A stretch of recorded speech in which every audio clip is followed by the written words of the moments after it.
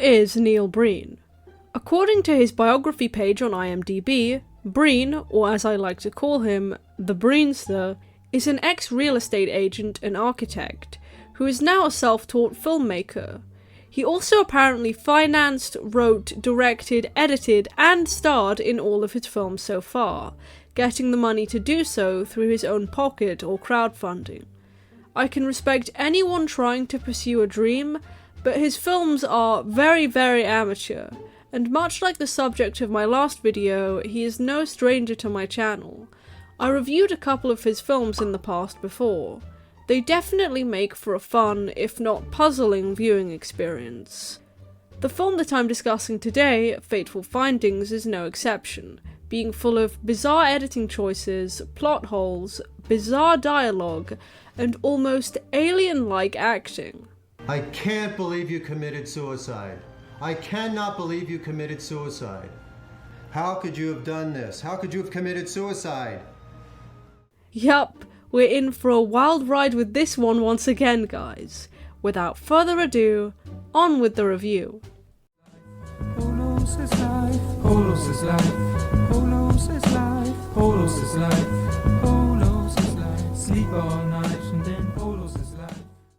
As typical for a Neil Breen film, Fateful Findings begins with some opening credits over stock footage. We cut to two childhood friends, Leah and Dylan, playing outside.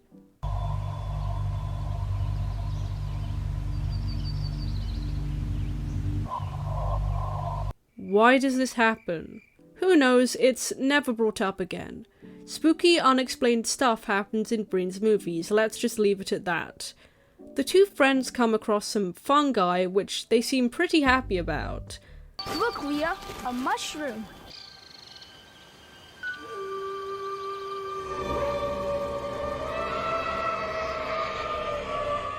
What's this static posing?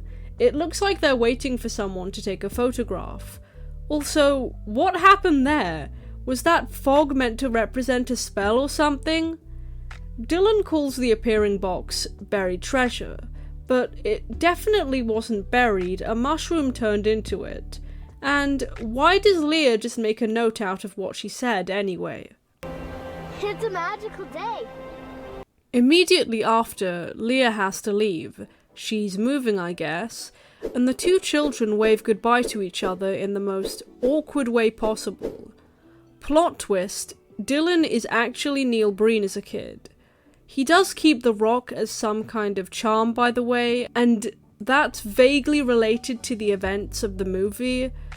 As an adult, Breen goes to cross the road while on the phone to his wife, but gets hit by a car in this stunningly realistic effect. He does manage to grab the rock before being taken to hospital though. Speaking of hospitals, this is pretty much the worst hospital set I've seen yet.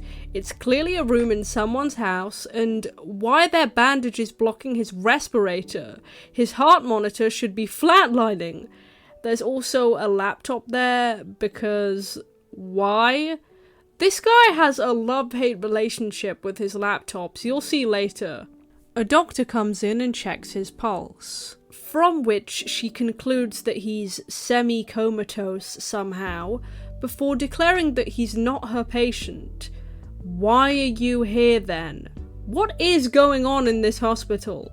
Breen is left unattended, just gets up and rips his IVs out, resulting in no wounds. He then walks out of the hospital, which you can see has carpeted flooring. Imagine the amount of bacteria there, man. This hospital needs to be shut down. He goes home and gets in the shower, waking his wife, and they have a very unromantic shower scene together. She's still in her pajamas and Breen still has his face bandage on, bleeding all over everything. You can assume that the magic rock had something to do with all of this. While Breen signs empty books, his neighbours argue about their relationship. The dialogue and delivery really makes you feel for them. I love you. I'm very busy. My back is killing me. She hits him with a pillow, which isn't okay, but the whole scene is just so silly. Not very moving at all. These guys will be important later, by the way. We then cut back to Breen, who can't find his meds because his wife is a pillhead and has been stealing them. Here they are. Thank you. I don't need these. I'm not going to take these anymore. He puts them in the toilet without flushing them, and his wife fishes them out. I get that addicts do desperate things all the time, but is she not even gonna try to wash them after? The hygiene in this movie is really lacking. We cut to Breen sitting naked in this weird, bin bag lined enclosure. It's implied that he's been spacing out and perhaps astral projecting into another dimension via the rock, but it's not explained very well. After getting pressured a bit about his work deadlines, we get our first segment of laptop abuse.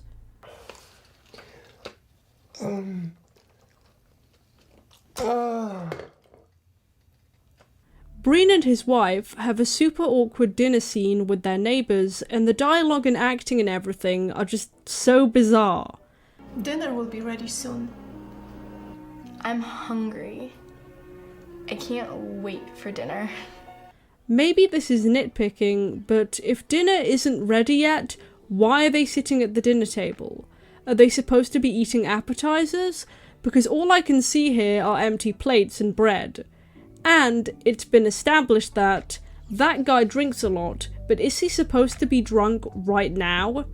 I'm going to continue hacking into these government systems to see what I can find out about all this national and international corruption I know is going on. Breen has a habit of his characters just announcing their feelings and actions to the audience, and he tends to have unclear themes of government corruption that he simultaneously adds with no subtlety whatsoever. Again, this will come up later. Breen then argues with his wife about her pill taking, and she refuses to go to rehab. You heard what I said.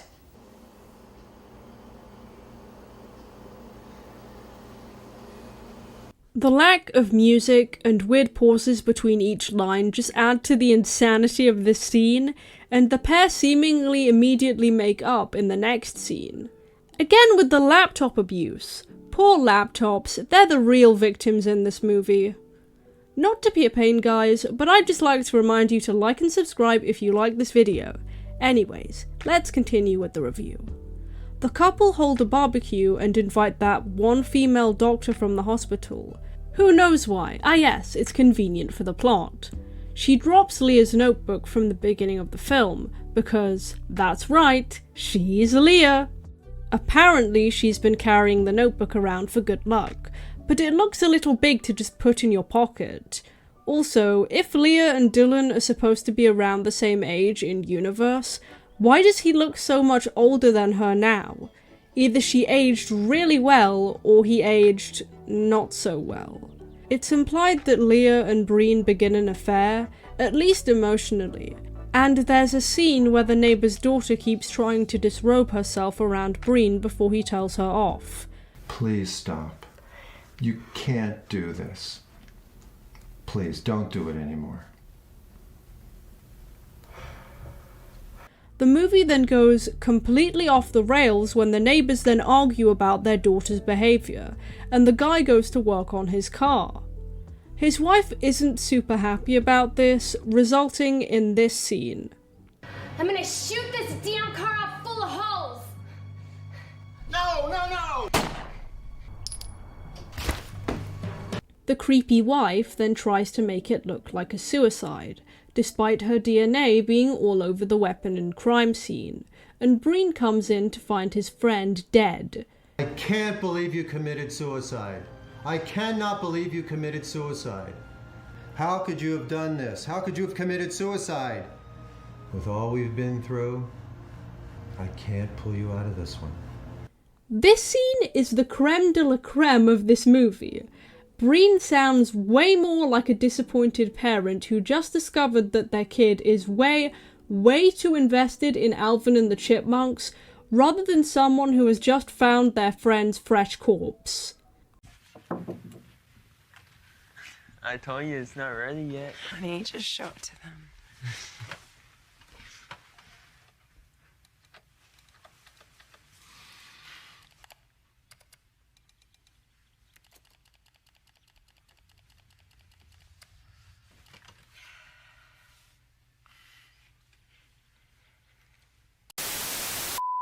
Leah and Breen then make their affair official when they meet up at a park and tell each other that they love each other, before having a romp in the wooded area from the beginning.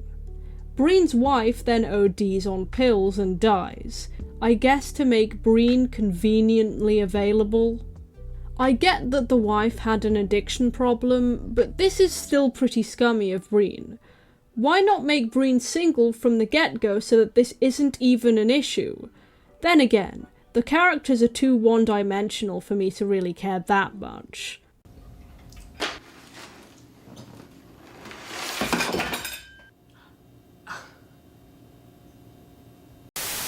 Some guy kidnaps Leah but does a pretty awful job as he drops a note with the instructions from whoever his boss is. Breen materializes inside the shipping container that Leah is in and frees her before regagging and blindfolding her. They successfully escape, and nothing really comes of that before some more spooky, nonsensical and poltergeist-esque stuff happens. These weird scenes are intercut with Breen travelling to a green screen of the National Archives building to reveal his discoveries before the world. I'm releasing these files to the public today. As I was kind of getting at earlier, what he's revealed is never actually shown. It's just talked about in blurry statements like this. The reactions to whatever he does reveal are quite something. Here are a few of them. They now know my crimes.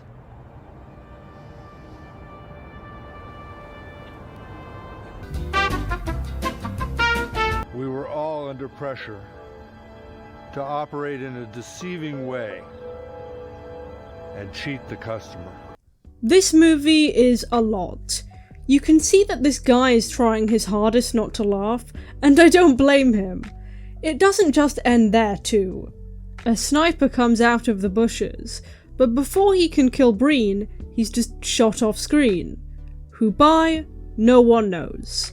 Did Breen do it with his powers? It's not certain. The movie ends with Breen and Leah walking dramatically through the woods once more. I don't really know how I feel about this film exactly, but I do like it to some degree. It's very strange. The plot is very all over the place for one, and Dylan is clearly a self-insert character for Neil Breen. The magic powers, the Messiah complex-like themes, several female characters wanting to be with him, it's a self-insert. The acting is, well, you saw it for yourself. Lines and scenes are repeated several times, the delivery is extremely robotic, and characters say one thing before making a completely contradictory statement immediately after. No one knows. But you now. But I think you're right.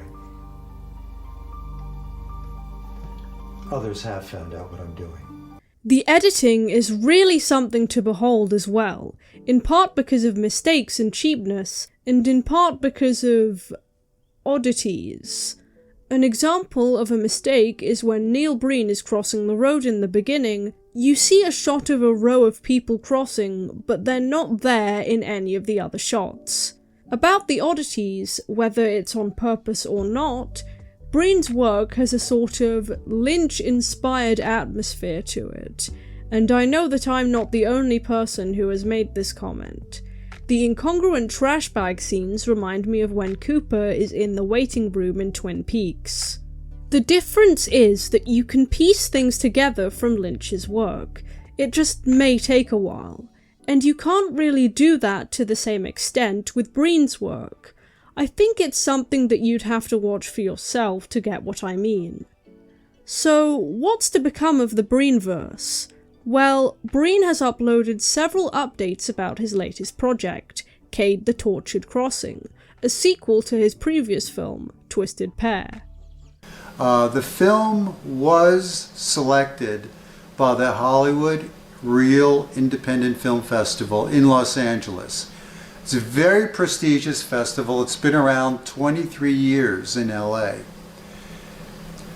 The film won the award for the Best Fantasy Feature Film. It looks like things are definitely looking up in the Breenverse overall, and I think that it's pretty cool that these kind of films are getting more recognition, even in small amounts. I'll definitely get around to reviewing The Tortured Crossing when I can, as it certainly seems like it would be a lot of fun. Well, that's all for this video.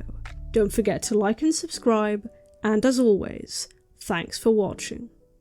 The blue and green ones are my favorite kind, but I'll eat the colored ones from time to time, 'cause polos is life, polos is life, polos is life, polos is life, polos is life, polos is life. Sleep all night and then polos is life.